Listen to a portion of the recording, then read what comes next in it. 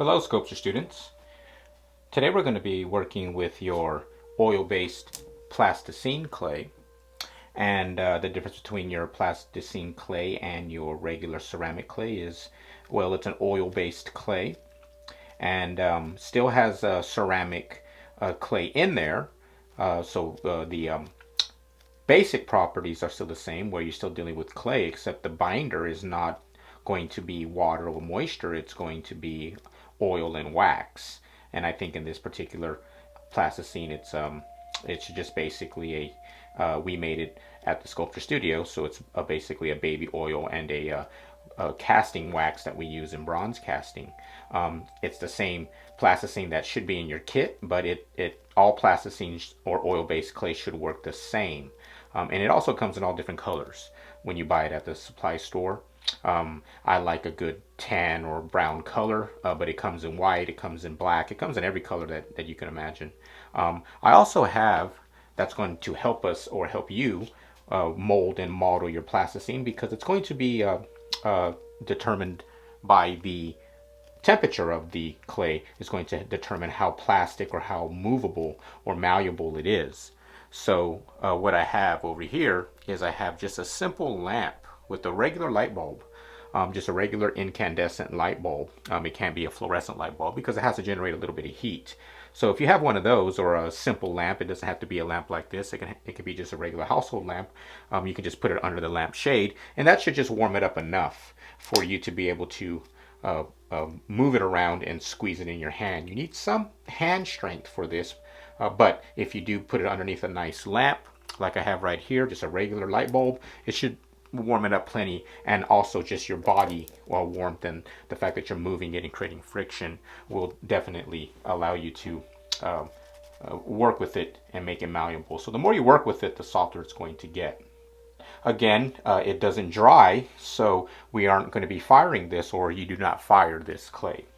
You just basically model it, and you do what's called make a mold out of it with silicone or plaster, and we'll be doing stuff like that later on. But the first thing I wanted you to do is I want you to get your lamp, or even take it out into the sunlight, okay? And you're going to want to just make some forms, make some orbs with it. Some of the plasticine may have some evidence of other materials like plaster or something else, because plasticine is used to make molds, so sometimes some debris gets in there, and you're going to want to make sure you clean all that off. The cleaner the plasticine, the better. So be sure to clean your plasticine if it's used plasticine, if you have any debris in it.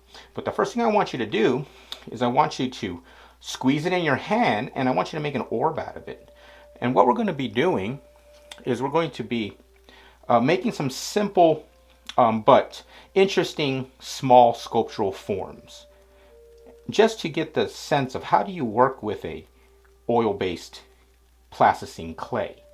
Now, an armature is typically needed when you are dealing with plasticine clay, and that's why we did the armature in the video previous, is because you are going to begin to combine, or an artist starts to combine the plasticine clay and the armature being of course, the skeletal structure that helps hold up the clay form.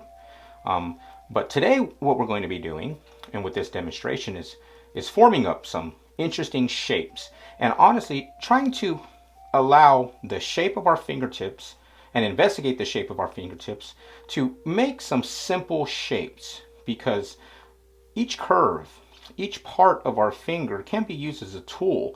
And I think it's important to experience that and to play with that before you get into mimicking and modeling representational imagery such as figures or faces or stuff like that. So what we're going to be doing first is doing some interesting formal or abstract shapes that are to a size or to a scale that we can then make some small molds. So we can get a simple kind of or an easy introduction into modeling plasticine, and also making small molds that we can then cast different type of materials into those. And what's good about this assignment or this demonstration is that it's similar to how jewelry is made. It's similar to how figurines is made. And even it's similar to how ergonomics is designed, in a sense of fitting certain types of tools in your hand. When you go to Home Depot and you look at all those futuristic now looking drills, all the design that goes into the ergonomics to make that grip better. Well, it's very similar to what we're doing here. We're kind of playing with the form of our hand and how our hand grasp and how our fingers press and how we use symmetry, right, in a lot of our devices, right? How your hand creates symmetrical patterns and those types of positionings, right, are a lot of the ways and a lot of the tricks that artists use to create interesting visual imagery when they sculpt. So when you're sculpting an eyeball or you're sculpting a nose, well, it's all symmetrical in a sense. The human body is symmetrical, one side even to the other. So a lot of the techniques of spreading and moving clay has to do with the way that you utilize your hands symmetrically to make some interesting shapes. And I have for instance, an example right here of a small plasticine form. And I'll be zooming in a bit to get some closer views. But you can see how when I'm designing a piece like this, get that focused in. When I'm kind of designing or working with a piece like this, it really does fit in my hand a particular way. Almost like a small device or like a whistle of some sort that's used. And a lot of kind of artifacts and kind of things like that we see in ancient culture, well, they use a lot of these type of techniques. The best way to carry something, a small whistle or a tool, or even like this could be like a napping kind of, or meaning a small knife of some sort that was formed out of some basalt or some obsidian of some sort. But more importantly, that how you can see how it fits in my hand a particular way, and the forms and shapes are influenced because of the curvature of my thumb within the surface. You can see right there, that's just pretty much an imprint of my thumb on that edge right there. But again, it makes an interesting sculptural form, but also it's ergonomically influenced by my hand and how my hand holds on to it, right? You can see how that could be used as an interesting kind of skinning material or skinning tool or an interesting knife. But function aside, remember we're more about visual imagery. It's more importantly that we're again using our hands and our curvature of our fingers properly, and we think of our hands as tools more so as just things to pick objects up or to or press on flat screens of some sort. Okay, so what we're going to be doing is I want you first to prep 3 balls of clay and make each size a little bit different. You can see I have a kind of a palm size. I have a little smaller form, right? Maybe right half the size, a little bit less, and then maybe something a little bit larger, right, than the larger orb. So you choose the size, but just let's make them 3 different sizes. And when you got your 3 types of sizes, right, and that's a slightly bigger ball than the other one. I can add a little bit more. Let me go ahead and do that. So that's a little bit bigger. Again, make sure you have that extra plasticine over there getting softened up with that heat lamp. And after you have your 3 sizes, I want you to take some time and to carefully, okay, and as accurately sculpt an orb. And that orb form is going to be a good format or a good initial shape for us to then start to play with different types of symmetrical movements to create some interesting 3-dimensional sculptural forms. Other tools that we are going to need today are your modeling clay tools, which are either plastic or wood. Either they come in a rare colors. These ones happen to be tan, but typically they're rare green. And just grab them, put them in a jar or something. But you're going to need to play with all of them. So go ahead and bust them all out. And then let's go ahead and get a few other things if you have them. Maybe around the house you have a small X-Acto blade of some sort. Maybe just a razor, something that with a sharp edge that you can do some slices with. Anything that has like a needle point to it would work. And I have a few extra small tools that you can always pick up at art supply store. But some tools that might have just a little bit more detail, again, only if you want to go pick something up. But all the tools or any extra tools is going to really help you progress pretty fast. A lot of times you can make tools like this as well with just a regular thin wire. I play the guitar, so guitar string works really great, and just wrapping that or gluing that onto a stick or something. So making your own tools is always cool to do too. Even things like this, you can make stuff out of popsicle sticks, do some small carving, maybe some sandpaper to smooth things out. But now after we get the orbs made, remember I want you to have 3 orbs, okay? And 3 different sizes is what you would want, so you can at least play with just different amounts of clay. And like I said, I would really like you to try to get those orbs as perfect as possible, and spend some time kind of really patting that surface to try to get it as round as possible. I know you can't get it perfect, but at least attempt. Now let me go ahead and zoom in here so we can just talk about some possible ways that we could begin to start working on an interesting form of some sort. Again, what we're going to try to do is just make some basic abstract shapes based on maybe some hand positioning. So I want you to think of some shapes that have to be held a specific way in your hand. And like I said, or like I showed you earlier, right? I have some pieces over here that kind of do that in its own way, because they can both be interesting shapes as well as functional kind of forms as well. Think of ergonomics. Think of the way that objects are designed to fit comfortably in your hand, so they're more functional. That's a good way of doing it. We don't really have to worry about representational imagery right now, because I really want you to play with the form and all the things that clay can do, and of course what your fingers can do, before we start really worrying about whether it looks like the crow, or it looks like the bear, or if it looks like something specific. Because if we do that right now, that's all you're going to really be thinking about, is comparing what you create with what you've seen already before.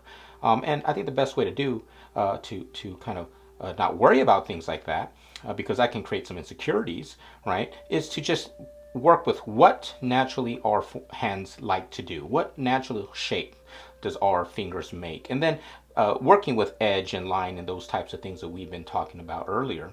And I think that's the best way to start actually modeling, is developing a relationship with the material before we get into trying to create simulation out of it, or simulate an actual object or a thing. And we're also going to be using these to learn how to make some small molds with some other materials. So what I'm going to do first here, again, I've sculpted that orb as best as I can. And I think a good way to start, or how I would like to start, is hold on to it in a particular way, comfortably, right? And all I'm going to do, right, is try my best to make some already indentions or types of marks or shapes. So I'm going to just go ahead and press my thumb in there and just roll my thumb out like so. And just with something as simple as that symmetry and that movement, okay, I've created a pretty interesting form in itself. Very headlight, very mask-like, and I'm already liking that. And I want you to work that naturally. Okay, I want you to work in a sense of creating a impression of some sort with maybe the thumbs or the index finger. So I'm going to kind of do the same thing with my index finger up here. Okay, I'm going to press down.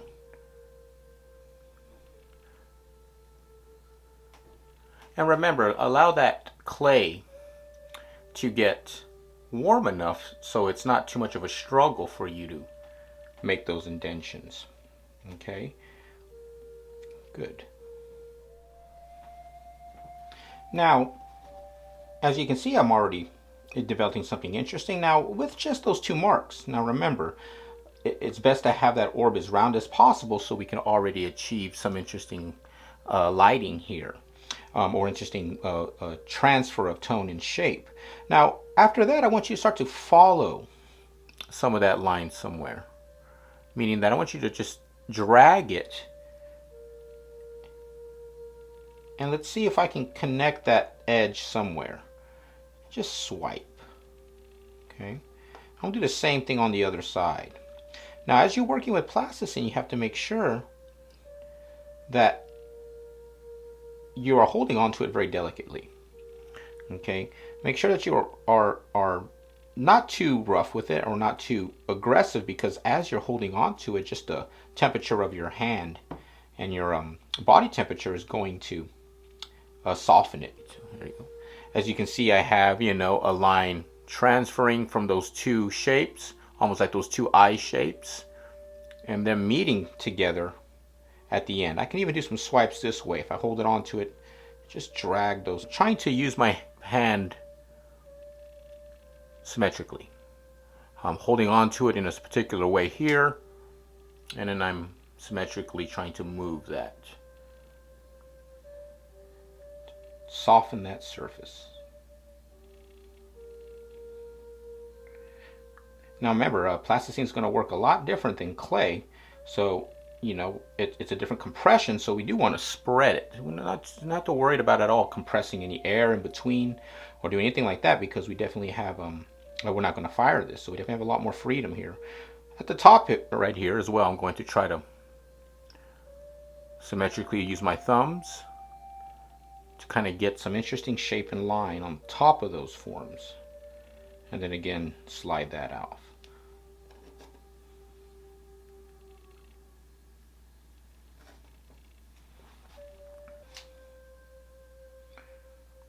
Now you can see how I'm starting to get some shape. Now it's rough now.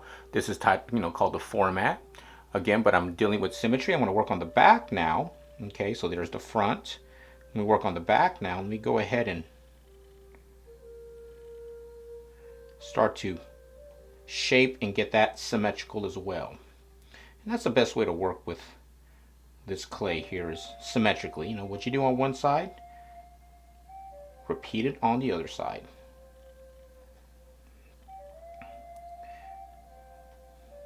And you can see how intuitively, you start to just find things, find shape and form.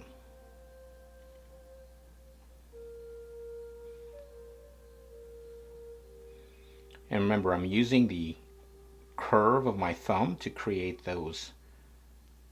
that curve of that form, using my pinky. So I'm going to smaller concave there. Coming to the front here, softening those two first initial dimples that I had, those two initial, trying to get those clean.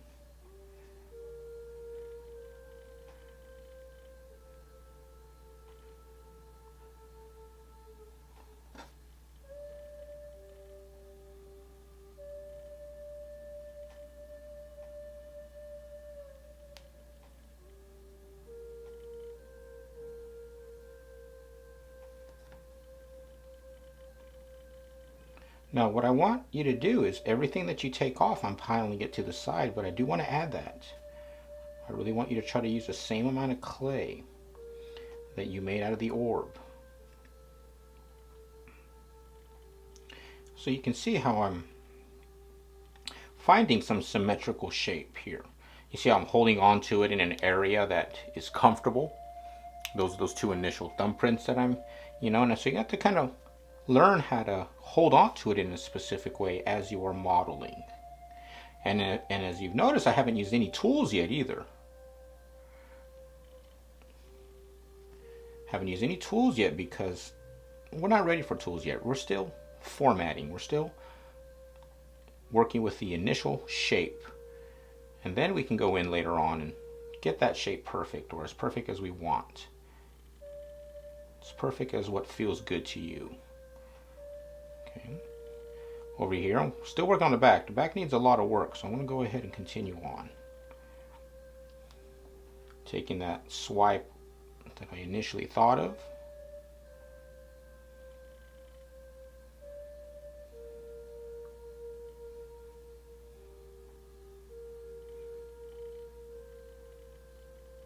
Cleaning that up again, using that symmetrical movement.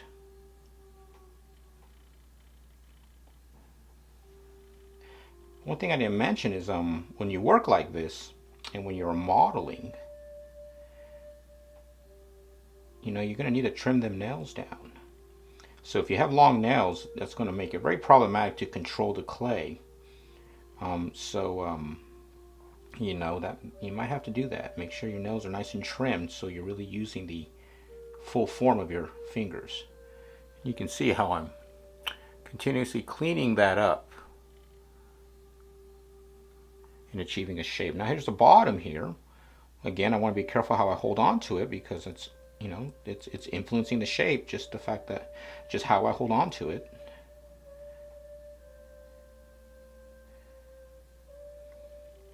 And just slowly compress and move and shape that.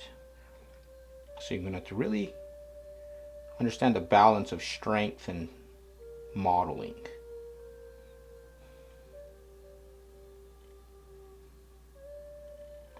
Now, it's the type of process that you really have to work through any type of errors that you feel that you're making. You have to work through it. You have to keep working the material, and it will happen. Like everything we do in sculpture, it's a process. So do not get discouraged if in the first 10, 15, 20 minutes, you know, it's still not looking formed. And you see how I've got a better control of the shape now. So now I'm really working on the surface as I'm slowly working in the round, being very gentle that I'm not altering the shape too much as I move it.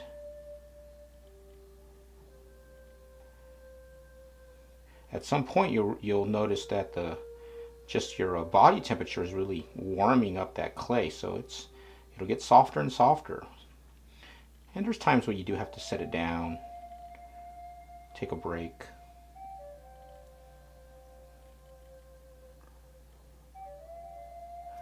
Let it harden up a little bit, let it cool down, and then you can continue on with some maybe more detail. So again, I want you to follow a line. Start at a focal point somewhere, like let's say this is a focal point, and begin to let the viewer follow a line, a form line.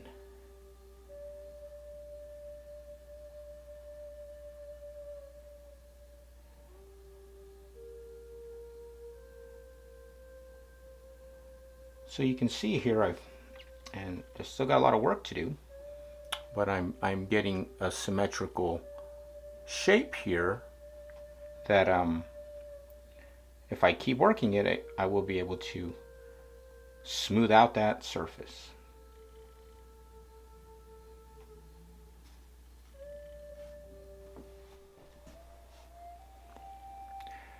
Okay, as you can see now, I spent a little bit of time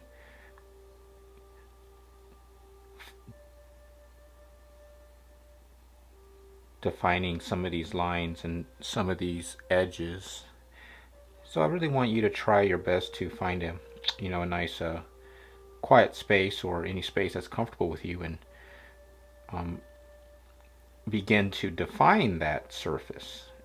After you have decided on a format, again, remember, we're trying to create a symmetrical type of shape. So you see how my thumb fits great there, then on this side as well, there's some balance between the shadows and these curved forms. So balance and symmetry is what I want you to play with here. And what's great about that is that there's no pressure on what it is supposed to be or what it should look like. This is all coming from your activity, and again, your relationship with the tactile sensation of your fingers and those shapes. These are the best tools you have. The most reliable tools you have are your hands and of course your body. So sometimes we forget about that part when we try to make art and when we try to do something creative is well, what can I do with these? One nice trick that I have is I have a damp rag here, and since it is oil-based clay, eventually you're going to want to start to smooth out that surface. And I really want you to try to get it as clean and as fluid as possible. But and I'm going to go ahead and just damp my hand here, and it'll kind of resist some of that oil from sticking to your hands. So that helps it not get too messy, your hands not too messy, your fingers too messy, but also you see how it's working well to help me soften that surface down, because we're still moving that clay, but it's just not being torn due to the stickiness of it. So get a damp rag, and you can see how easily it starts to soften out, and that surface gets smoother and smoother. And see how I'm holding on to it is influencing the shape as well. So eventually I want you to try to maintain that positioning. Again, remember, think of ergonomics or a small device or a small tool that we can then use for something. But with that ergonomics, you get some great shape and some great form, which is all over our environment, honestly. If you look at any type of functional object, whether it's a car or the dashboard of your automobile, you'll see all of these formulas of three-dimensional design and sculptural form.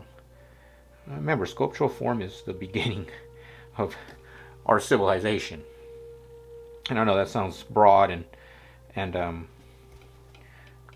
little bit too exaggerated, but it really is. Without sculptural form, we would not have the world around us that we've altered to our species liking or whatever, to our species influence. So activities like this still there's still opportunities to break through to some interesting and innovative shape and form, and not only for sculpture but also for function. Also for and functional design, 3D design is supposed to make the world better.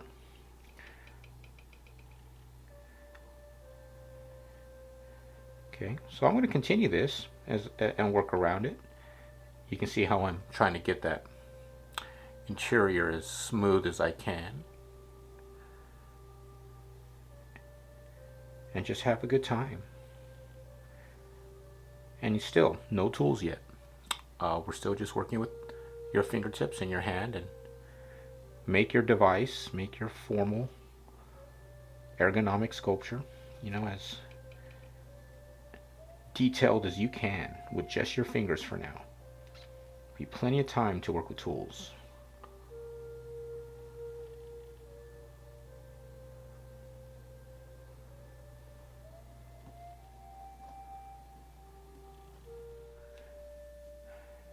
So you can see how the form is getting more and more defined, and I do have texture that I'm going to want to smooth out, but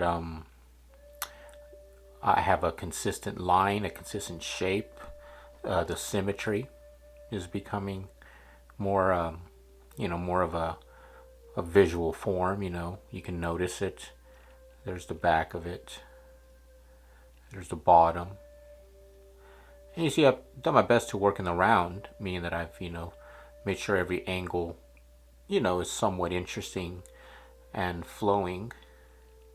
Again, remember, it takes just time, and it's not that long, honestly, if you just keep working at it to get this. Remember, more importantly, the form line here, is prevalent, and you're getting some good edge and shadow. But now what I'm going to do is just kind of, as I'm working here, I got my wet towel that I can damp and smooth out and get those edges as clean as I can. Little tool work here. Certain tools that you might have in your kit are used to kind of help smooth out. So like this piece right here, you know, it's really not just to make texture, but it's a good way to scrape and transfer a lot of material, and makes it easier for you to smooth that out when you do use this kind of fork tool here. So if you see how I got some texture that I have and I want to make that smooth, if you just use it and kind of crisscross it, you're transferring that surface clay, you know, all around a little more evenly. And then when you do a little bit of laying or smoothing with your thumb, I'm going to wet my thumb a little bit, you can see how it kind of evens out that surface.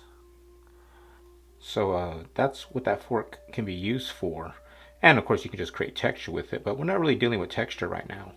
We're dealing more with just surface and trying to get a smooth surface so we can play with shadow and of course, like I said, that form line.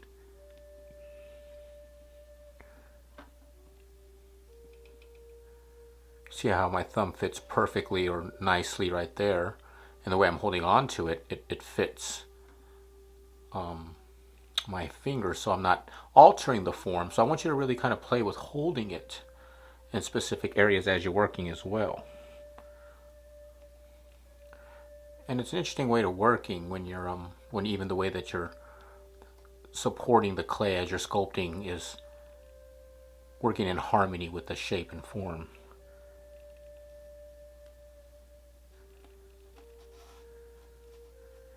Okay.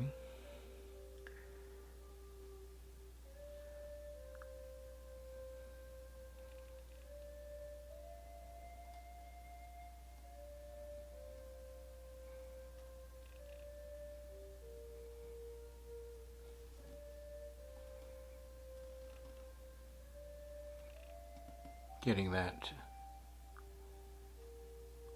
line edge there, getting that nice and clean.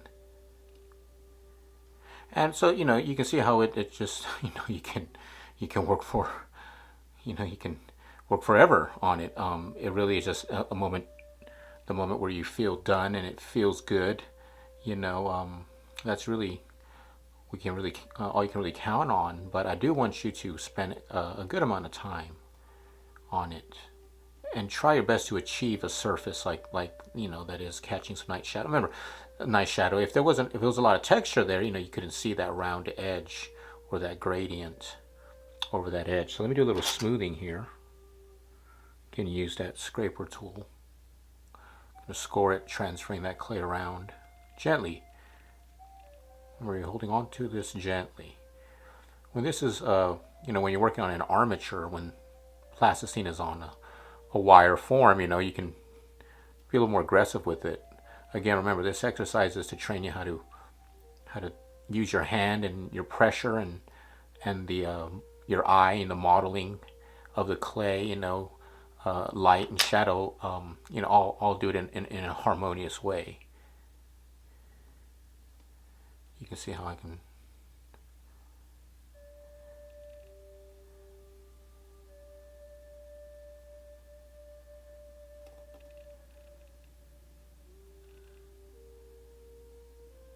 smooth that top out, and you see how you have a better shadow there, you know.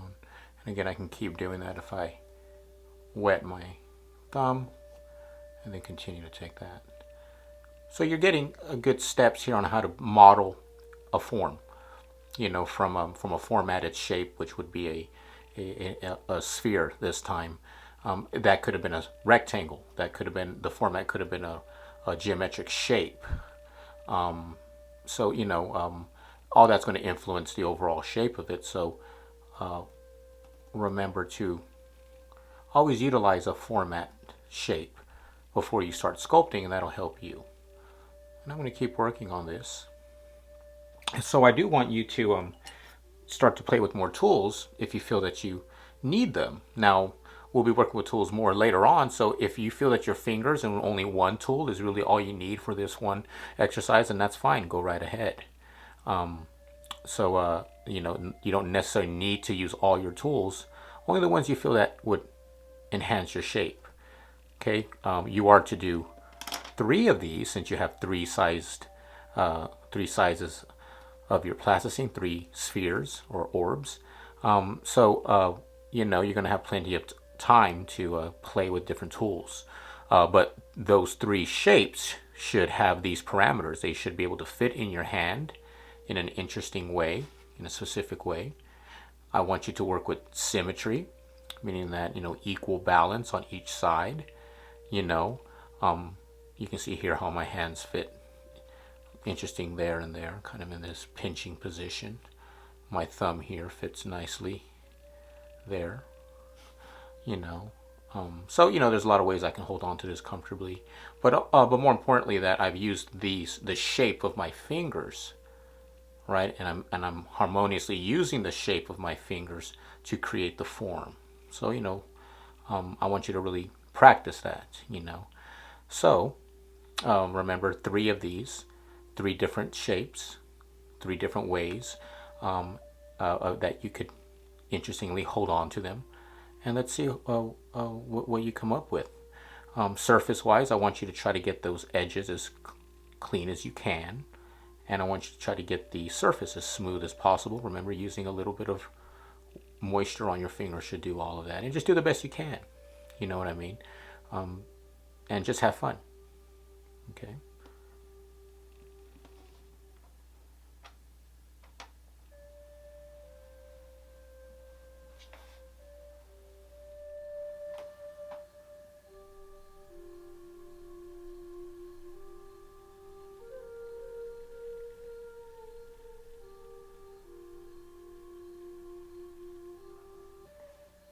Okay, so as you can see here, I have a few here that I've made.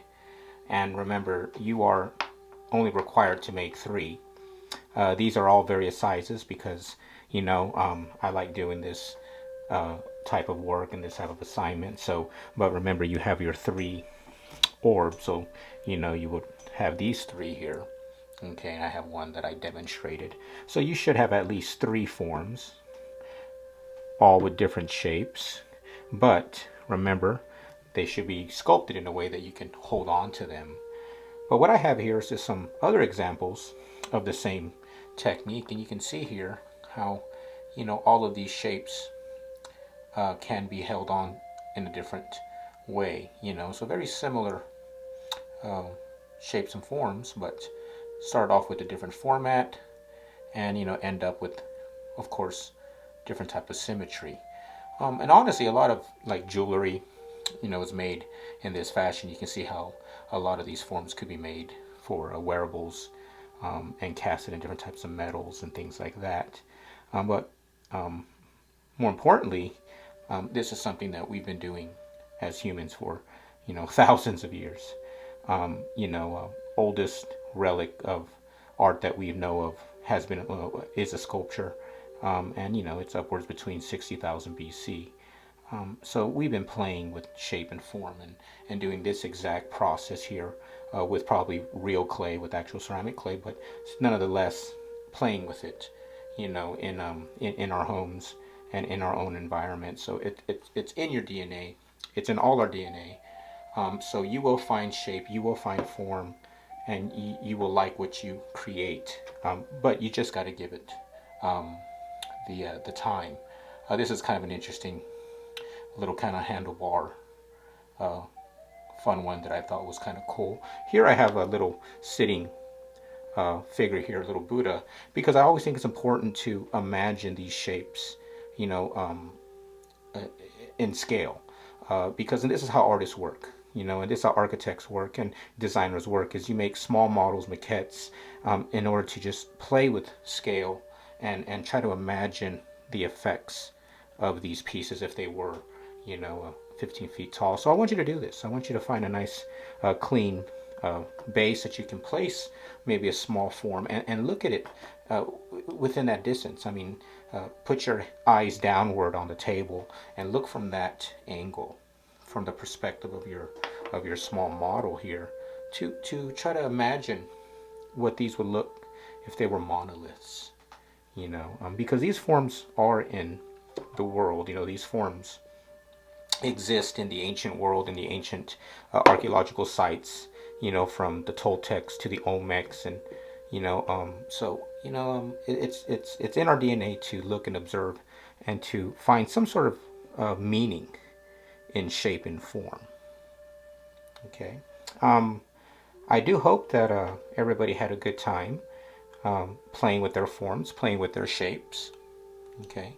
And again, remember, minimum is 3, but you have enough plasticine to do more than 1. This piece right here, I like a lot because it has different kind of facial expressions in every angle.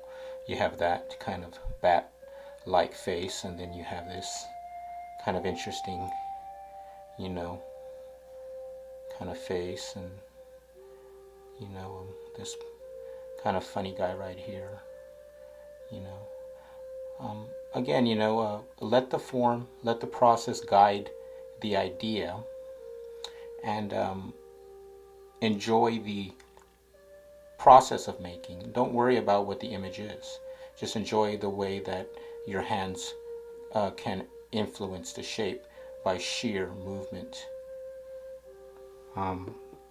This piece here is an interesting kind of curved form with some negative space in the center, almost like a earring of some sort, like an earring from, the old pirate ship days or something. But again, a nice shape that, again, if I saw this sitting like that, in a garden somewhere, I think that would be pretty effective. So I hope everybody had a good time, and has a peaceful time exploring shape and form. I do really look forward to seeing what you have created, and I do look forward to seeing some interesting shapes that are ergonomically, fitting in your hand a certain way. Thank you.